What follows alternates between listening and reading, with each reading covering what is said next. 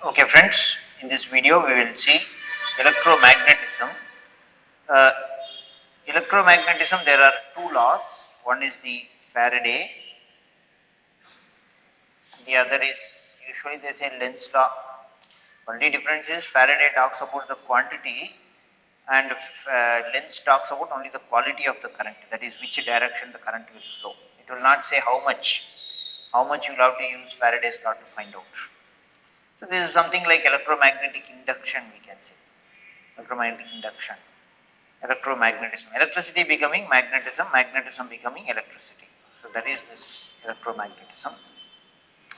So we'll start with Faraday's law. Faraday's law says that if there is a current, if there is a magnetic field that is time varying, say it is you're suspended by a pendulum, you oscillate it, and then you keep a wire here, you keep a small bulb here, and because of this oscillation, the magnetic field that enters this region varies with respect to time. When it is closer, the magnetic field is greater. When it is going far away, the magnetic field is lesser. So accordingly, there is a rate of change of magnetic flux. You say this is magnetic flux symbol, rate of change of magnetic flux. The final value will be potential because the bulb is glowing. The experiment is whenever they oscillate, the bulb glows. When the oscillation stops, bulb does not glow. So there is some potential there, V. It is because of the rate of change of magnetic flux. We know that here the V is closed loop integral, minus is there, E dot dl from electrostatics. Here why closed loop? Because the loop, there is a loop here, so closed loop. If you have a closed loop with this thing, magnetic flux, total magnetic flux is total magnetic flux divided by area is called flux density V. See, whenever we use this term density, for example, you talk about the density in the mechanical world, they say mass per volume. Here, since we are talking about surfaces, it is surface area. So flux by area is flux density. V is flux density. So the equation will turn out to be here the number of turns n also is considered. V into area divided by dt. If you use this Fourier transform, this will become n j omega dA, or you can call it n BA omega. This is the potential because of this rate of change of magnetic flux. This is experiment. It's experimentally found out that whenever there is a rate of change of flux in an area, there is some electric field there. And that electric field leads to some potential EMF generated. We use the word EMF. The same way, there is another case where if there is a magnetic, see this was a gate, they asked one time this kind of question, when there is a magnetic field coming like this from the center, and you have a current, if you have a conductor like this and it is moving like this, just a current moving like this in a velocity v, the EMF generated here is B L. L is the length of the conductor and V is the velocity. You can understand it like this. Whenever there is a current carrying conductor in a magnetic field, and there is already a magnetic field and there is a current carrying conductor, because of the current carrying conductor there will be a magnetic field, and that magnetic field and this magnetic field will interact and this will move. I am just trying to explain this one.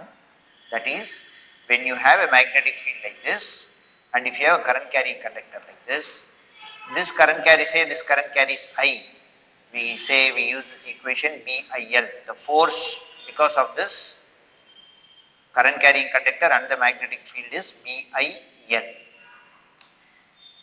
Because of this force, this current carrying conductor will move. Okay. Consider an inverse case. If you have a current carrying conductor, you move it, then there will be a current flowing through it, or you can say there is a EMF induced in it. So that is this thing. That is, there are two EMF equations we expect you to know. One is this one, where there is a magnetic field which is varying in time. Magnetic field is varying in time. varying in time, then there is a EMF induced. Or otherwise, you can say there is a current carrying conductor which is not a loop, it is just a length of a thing, then there is a EMF generated. Or otherwise, there is one more case where the magnetic field will be steady. There are totally three cases. That is, the magnetic field is steady like this, steady magnetic field, and you take a wire like this and you rotate this one. When it is like this, more magnetic field enters. When it is exactly perpendicular, there will be no magnetic field. When it rotates again on the other side, there will be more magnetic field. So obviously here dA by dt will happen. In this case, dB by dt was happening. A was constant, N was constant.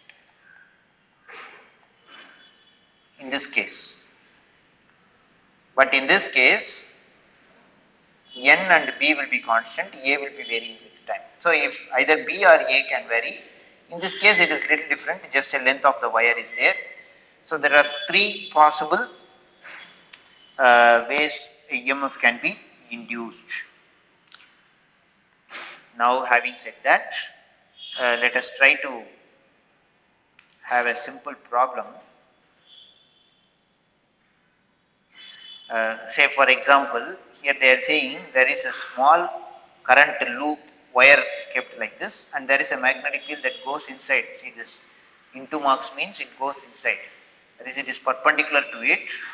Then they have said the area of the loop is 5 centimeter cross 10 centimeter, and they have said B is changing with respect to time, that is 0.25 sin omega t, and they have said omega is 2 pi into 50. All the values are given, radians per second. If all these values are given, what is the power absorbed by the loop from the magnetic field? What is the power absorbed by this one? How will you find out? We know that power equation is Vrms square by R. The resistance value of this loop is also given. It is 0.4 ohms.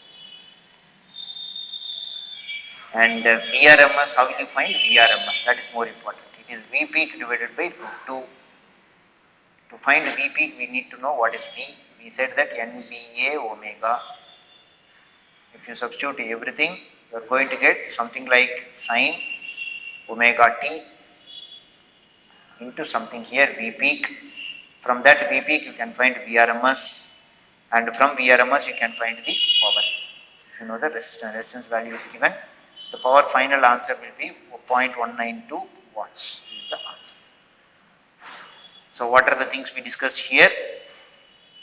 We started with something called electromagnetism. Electromagnetism is a case where electricity becoming magnetism, magnetism becoming electricity.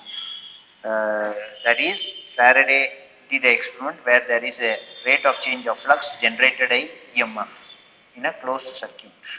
That is one equation. The other is a current, just a conductor. A conductor, when it moves in a magnetic field, there will be EMF induced in it. That is an equation. We took a simple problem where there is a stationary coil, but the magnetic field is varying with respect to time. So obviously there is some EMF induced. What will be the power absorbed by the wire? Thank you.